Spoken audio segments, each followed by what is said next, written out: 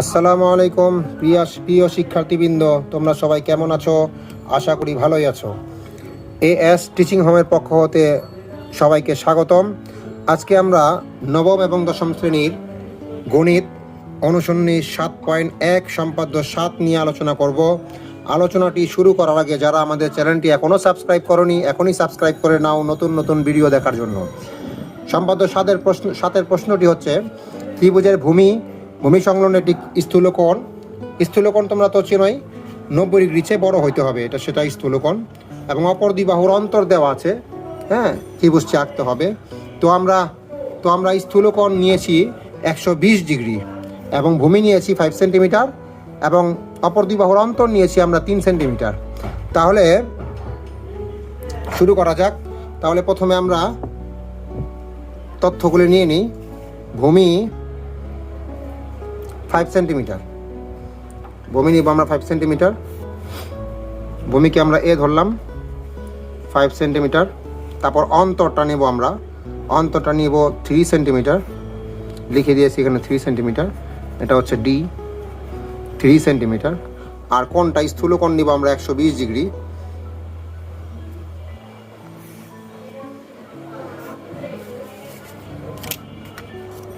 আমরা মেপে নেব।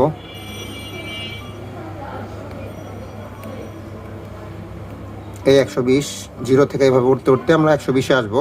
এখানেও কিন্তু একটা 120 আছে, কিন্তু এটা নিব না, কারণ আমরা জিরো থেকে নিয়েছি। জিরো থেকে গুনতে গুনতে আসবো যেখানে 120, সেই বরাবর আমরা একটা ডট দিব। ডট দিয়ে আমরা যোগ করে নেব 120।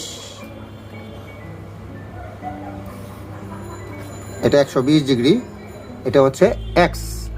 তাহলে আমরা সাধারণ নির্বাচনটি বলতে পারি, কোনো ত্রিভুজের ভূমি এ সমান 5 সেন্টিমিটার, ভূমি সংলগ্ন একটি স্থূলকোণ x সমান 120 ডিগ্রি এবং অপর দুই বাহুর অন্তর ডি সমান 3 সেন্টিমিটার দেওয়া আছে। ত্রিভুজটি আঁকতে হবে। তাহলে আমরা ত্রিভুজ আঁকা শুরু করি।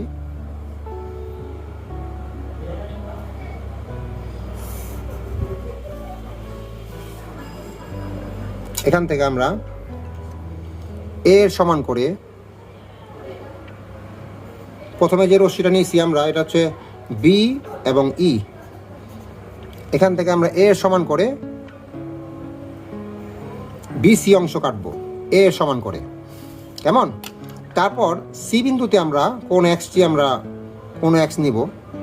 সি বিন্দুতে যে কোনো মাপ নিয়ে ঘুরিয়ে নিব বৃত্তচাপ, সেই মাপটি আমরা এখানে দিব সিতে। তাহলে এভাবে মাপ নিব, এই মাপটি আমরা এখানে বসিয়ে দিব। তারপরে আমরা যোগ করব। যে কোনো এক জায়গায় পেন্সিলটা ধরবো, ধরার পরে এটা সাথে আমরা এটা হচ্ছে আমাদের জি। এটা একটু বড় করতে হবে। এটা হচ্ছে আমাদের জি এবং এফ, জি এফ রেখা। এটা এক্স, কোন এক্স এর সমান করে সিতে এঁকেছি। তারপর আমরা ডি এর সমান করে অন্তর ডি এর সমান করে সিতে বসিয়ে ডি এর সমান করে সি এইচ অংশ কাটবো।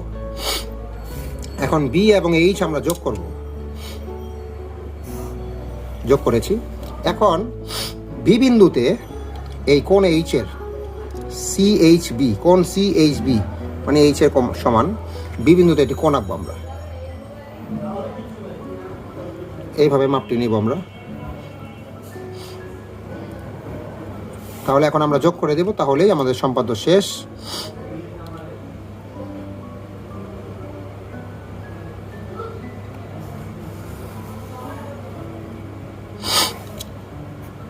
এটা হচ্ছে ডি, এখানে এ, এটা দিয়েছি আমরা ডি, মানে কোণ এইচ বি ডি এঁকেছি। কোণ সি এইচ বি এর সমান করে কোণ এইচ বি ডি এঁকেছি।